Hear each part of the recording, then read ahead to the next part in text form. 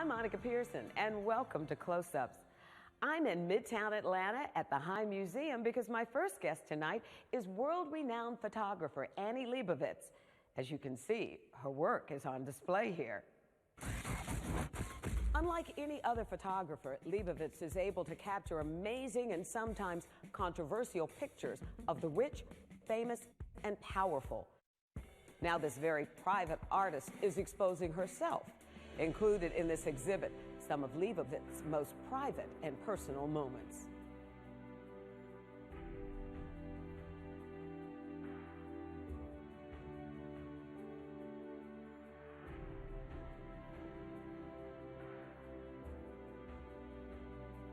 I thought that I wanted to be an art teacher. I knew I wanted to do something in art. I mean, I had, this fantastic mom, who was interested in everything, dance, art, music, was raised, that way. And I always knew I wanted to do something involved in art, but it was really, taking a night class in photography that made me interested in photography. But excuse me, as a parent, I can hear you telling your mom and dad, you know what, I've decided I'm going to be a photographer for a living, and their reaction was? Well, I don't think it quite works like that. I mean, I was going to school at the San Francisco Art Institute, and I was taking photographs, and I never, there were much better photographers I was going to school with, that really wonderful artists. I was kind of a medium level, and I had a boyfriend at the time who took me over to Rolling Stone magazine, and I did look at Rolling Stone magazine, and I did have a dream about maybe trying to work for Rolling Stone.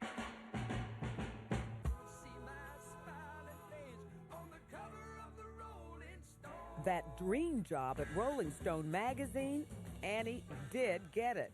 And during the 1970s, her cover photographs of rock's biggest stars transformed America's pop culture. Over the years, the rock and roll photographer turned her lens on actors, actresses, athletes, presidents, even regular folks, and social issues, becoming one of the highest paid, most sought-after photographers in the world. I've been doing this for so long, that I don't even think of myself as a photographer. I think of myself as an artist using photography. And I've never been so interested in the technical aspects. I mean, I've tried. I'm going to try to better my lighting. I'm going to try to do this. I'm going to try to do that. But, in the realm of photography, first of all, you can use it in so many different ways. And when you, but I've never, some photographers, and the early photographers, they were scientists. I mean, they had to be chemists.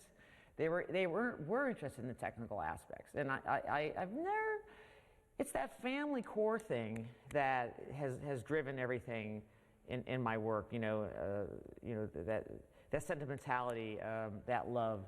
And so I've been using photography. I mean, and when you see all the different ways, you can use photography, it's kind of, it's kind of interesting.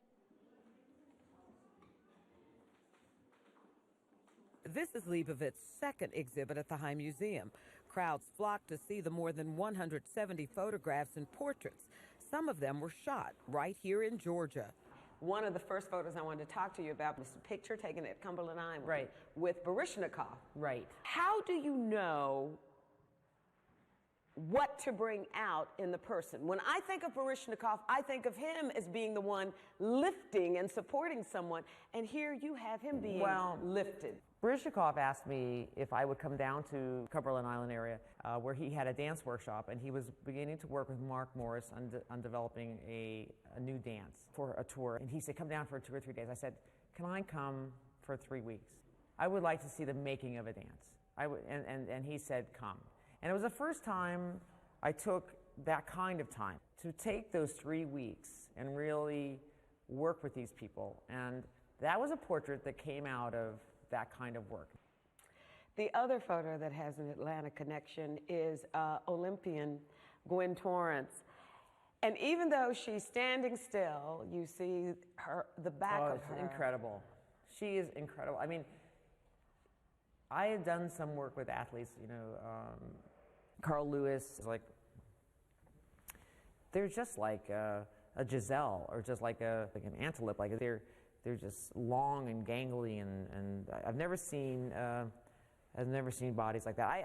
I'm not really so proud of the Olympic work because I just felt on a certain level I didn't quite get anywhere with it. It didn't go into an emotional level. I wish, you know, it could have been a little stronger in an emotional way.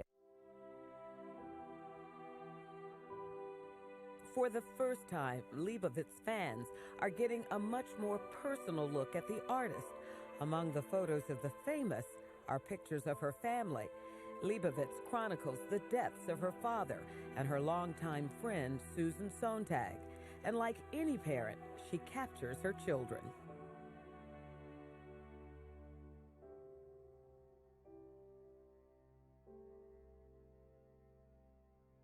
Two things about this. I was surprised because it was color, and when I always think of you, I think of black and white. And then the intensity, that gaze. I mean, she is sort of this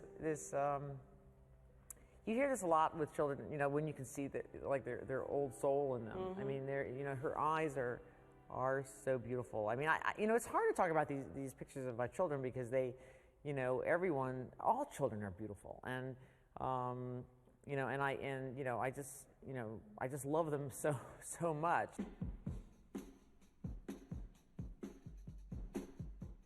Which one is really the president? Condoleezza Rice. I was saying before, Condoleezza Rice is the president. No, it's Dick Cheney who's the president. No, no. But the way you fixed it, it could be her, it could be him. Well, I think they're all in this together. Let's get one thing perfectly clear. I have to laugh so hard at this picture because people, it's like a Bob Dylan song. Or, you know, everyone keeps reading something into it. If you know what I'm saying, why is Condoleezza Rice sitting? Why is she this? I wish, you know, thank you for giving me so much power. I mean, I wish I knew what I was doing when you know, honestly,